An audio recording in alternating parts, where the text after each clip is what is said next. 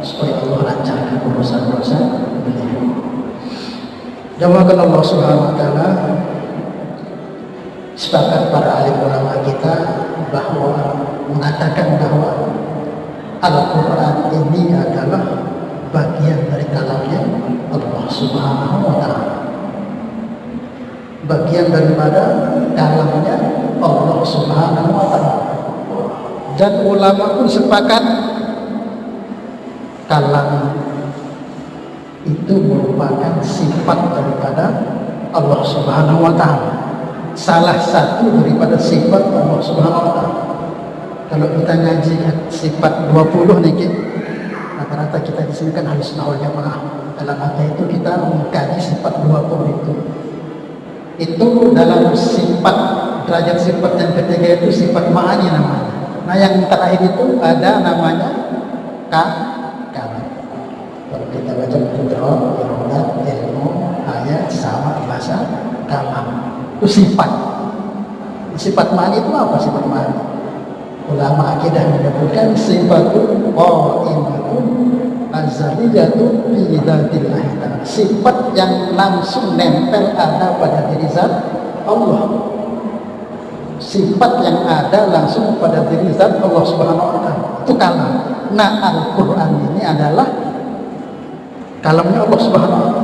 Maknanya apa? Begitu mulianya Al-Qur'an, begitu agungnya Al-Qur'an. Namanya sifat itu dia tidak makhluk. Sifat itu tidak makhluk. Sifat Allah itu yang diperintahkan kita untuk tahu itu cuma 20. Sebenarnya banyak sifat Allah itu. Dengan kita ketahui yang 20, insya Allah kita kenal Allah Subhanahu wa taala. Banyak sifat Allah lebih dari 20 ini. Banyak. Cuma kita diperintahkan memahami, mengetahui dan beriman ini. Sebagaimana sifat Allah itu wujuduhu bila ibtida, adanya tanpa permulaan, maka sifat Allah juga begitu, karena nempel pada zat Allah. Wa wujuduhu bila intiha, dan Allah itu zatnya tidak akan pernah ada akhirannya. Dia ada tanpa diciptakan, dia ada tanpa dilahirkan, dia ada tanpa pernah tidak ada. Sifat Allah juga begitu, karena nempel pada zat. Maka bagaimana mulianya ini Al-Quran. Maka jamaah Allah Subhanahu wa taala di sini yang disampaikan sedikit akan kemuliaan Al-Quran. Tapi kita tidak pakai dalil secara nakli. Kita ambil dari Al-Quran atau hadis, tidak, pakai akal saja. Kalau dari Al-Quran hadis sudah banyak kita dengar daripada tuan guru kita, ustadz kita, para ulama kita. Secara akal saja kita tengok bagaimana keutamaan kemuliaan ini Al-Quran. Coba kita bayangkan ketika Allah Subhanahu wa taala turunkan itu Al-Quran dari Lauhul Mahfuz ke langit sama dunia, langit yang paling dekat dengan dunia. Itu disebut oleh para ulama mawaqi'in nujum. Fala uqsimu bimawaqi'in nujum, tempat bintang-bintang. Langit yang pertama yang dekat dengan dunia. Itu Allah Subhanahu wa taala muliakan langit itu. Langit Allah kan ada tujuh lapis. Tapi yang dipilih oleh Allah langit yang paling dekat dengan dunia, maka disebut dia oleh para ulama sebagai apa? Apa? Baitul Izzah, tempat kemuliaan. Disebut oleh Allah, disebut namanya, diberi gelarnya sebagai tempat kemuliaan. Ini satu. Kemudian jawab Allah Subhanahu wa taala, selepas itu dikirim kepada Nabi Mustafa Muhammad sallallahu alaihi wasallam. Pelantara yang Allah gunakan untuk mengirim ini Al-Quran ke dunia itu enggak sembarang oleh pilih. Siapa Allah pilih? Siapa? Pelantaranya Jibril. Kita tahu Jibril itu siapa? Malaikat yang mana? Induknya, pimpinannya malaikat untuk berkhidmat membawa Al-Quran. Bagaimana mulianya Al-Quran?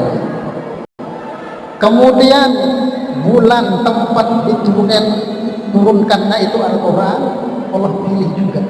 Bulan apa? Bulan Ramadan. Sepakat kita katakan bahwa dalam bulan ini juga ada pimpinannya. Apa pimpinannya? Sayyidus Syuhur, bulan Ramadan. Bahkan malamnya itu, malam diturunkannya Al-Quran itu disebut malam apa? Lailatul Qadar. Nilai ibadah di situ berapa? 80. Tak sembarang orang pilih tempat yang bersentuhan dengan Al-Quran. Bahkan Al-Quran ini diturunkan ke siapa? Siapa? Nabi? Hah? Nabi Muhammad. Siapa Nabi Muhammad? Hah? Sayyidul Anbiya war Rasul, pimpinannya para nabi dan para rasul. Bagaimana kemuliaan ini Al-Quran secara akal ini? Tempat diturunkannya Al-Quran di mana? Di mana? Di mana? Sebagian di Mekah, sebagian di Madinah. Coba lihat sekarang, tidak pernah sepi dua tempat itu. Keberkahan datang dari mana-mana. Kenapa? Dua tempat itu tempat turunnya Al-Quran. Sampai dekat-dekatnya Taif itu berkah. Itu diantara kemuliaan Al-Quran. Sama kita ini sekarang ini. Kalau nggak karena Al-Quran, mungkin setiang ini kalau nggak ada Al-Quran mungkin nggak kepake di sini. Imam kita bisa Yasin, kalau nggak ada Al-Quran kan jadi tukang pancing di sana, nggak akan ada yang sudah imam. Kenapa? Ada Al-Quran mulia ya, Allah Subhanahu wa Ta'ala. Maka inilah bagian daripada kemuliaan Al-Quran. Maka bersyukur kepada Allah Subhanahu wa Ta'ala.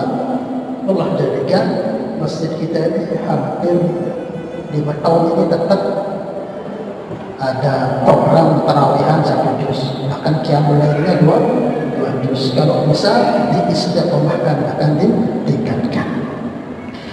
Kemudian juga di antara tujuan Al-Quran diturunkan, jelas dalam Al-Quran Allah Subhanahu wa Ta'ala sebutkan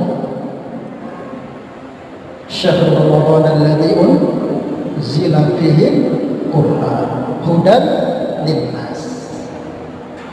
Jadi Allah SWT turunkan Al-Quran itu apa? Hudan, petunjuk buat manusia. Ini Allah yang ciptakan dalam semesta ini. Allah ciptakan. Maka Allah letakkan di sana ada kesusahan, ada kesenangan, ada ujian, ada kematian, ada kepayahan, ada kelelahan. Kalau kamu selamat, ini panduannya aku kasih Al-Quran. Sama dari kita beli mobil, kita ke pabrik mobil showroom, beli mobil, beli motor, dikasih ada panduan. Dikasih enggak? Supaya apa? Selamat supaya nanti oli ditaruhkan air, bensinnya dikasih ini, bannya nggak pernah dia pernah servis, bisa meledak di jalan. Nah Allah Subhanahu wa Ta'ala berikan ini Al-Quran supaya panduan hidup kita selamat menjalani hidup pikuknya keadaan dunia yang begitu banyak fitnah, ujian, rintangan dan sebagainya. Maka siapapun yang sudah berpanduan dengan Al-Quran pasti selamat. Siapapun yang naik mobil, asal dia bisa naik mobil, dia pakai panduan itu, mau dia kiai, mau dia ustaz, mau dia orang biasa, mau dia pejabat, mau dia orang kaya, selamat. Gitu juga, mau dia ustaz, mau dia kiai, mau pejabat, mau dia apa lagi, mau dia polisi, mau dia presiden sekalipun, kalau ketika memiliki semua itu tetap berpanduan dengan Al-Quran, selamat semua. Tetapi kalau enggak dia berpanduan Al-Quran, walaupun dia ustaz, walaupun dia kiai, walaupun apapun itu, pasti akan celaka. Paham salah ya? Mudah-mudahan Allah SWT beri kepahaman kepada kita semua.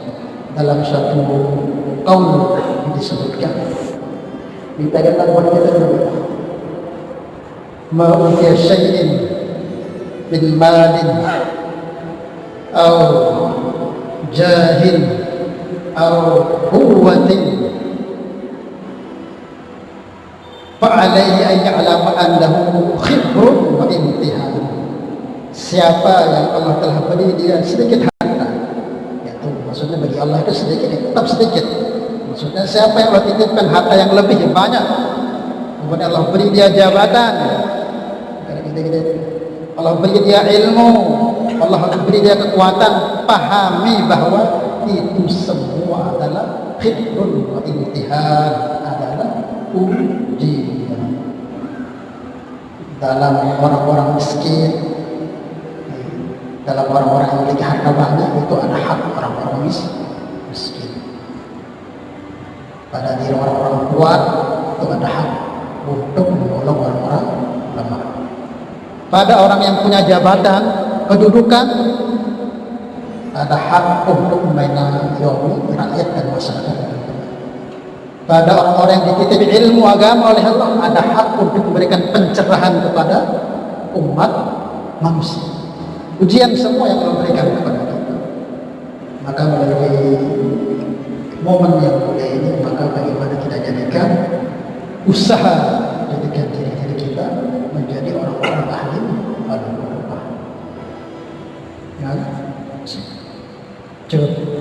Insyaallah pada malam ini yang sedikit mungkin terakhir sebagai penutup untuk kita semua, mari kita jadikan Al-Quran ini sebagai amalan kita. Jangan saja Al-Quran semua, sholat, puasa, zakat, jadikan sebagai amalan kita. Karena ada nasihat seorang ulama Hatim An-Nasr, punya guru namanya Syakik Al-Balki. Ini Hatim belajar sama Syakik hampir 30 tahun dia belajar. Maka gurunya Syakik katakan, wahai Hatim, kau telah belajar kepadaku hampir 30 tahun. Apa yang telah kau dapatkan selama 30 tahun? Maka Hatim Al-Asam katakan, aku mendapati dari engkau ini, wahai guruku yang kau cintai, 8 perkara. Maka di sini disebutkan satu aja. Apa itu? Dan 8 perkara ini kata Hatim, saya yakin kalau saya pegang, pasti dunia akhirat saya selamat.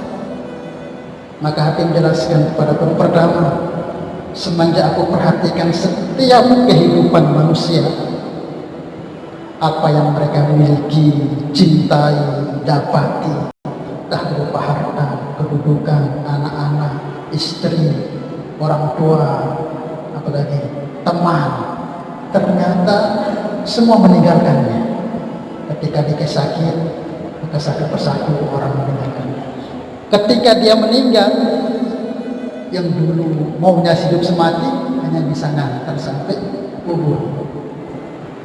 Ternyata aku mikir, wahai guru, ternyata yang bisa menemani kita sampai kubur hanya amal-amal soleh kita ini. Lidzalika ja'altuhu mahbuban. Maka dari itu aku jadikan amal-amal kebaikan sebagai temanku, sahabatku, kan aku yakin ini saja yang akan bisa menemaniku di dalam kubur nanti. Yang lain itu akan meninggalkan. Siapa yang pernah ada istrinya tega mau masuk kubur sama suami, yang barang-barang dunia mau ikut, tidak ada. Yang hanya menemani kita, yang sekarang ini kita lalaikan ini, Al-Quran masih terlarang di rumah kita, nggak pernah kita sentuh. Tasbih buatan dari hiasan mobilnya, tasbih apa? Tasbih. Tetapi ini yang kita lalaikan, ini sholat, puasa, zakat, ini yang akan menjadi amalan kita. Karena amal dengan senang hati bahwa ini saja yang tidak mampu menemani saya di saat semua yang saya miliki, semua yang saya cintai, tidak satu pun bisa menemani saya kelak di dalam kubur. Insyaallah ya. Ya, mudah-mudahan Allah Subhanahu wa taala memberikan kepada kita apa sedikit yang dia sampaikan ini bisa bermanfaat, terutama untuk yang sedikit, khususnya untuk kita semua, sebagai motivasi kita untuk selalu semangat untuk beramal, untuk persiapan untuk kehidupan selepas mati. Mudah-mudahan terima Allah Subhanahu wa taala. Wabillahi taufiq wal hidayah. Wassalamualaikum warahmatullahi wabarakatuh. Alhamdulillah.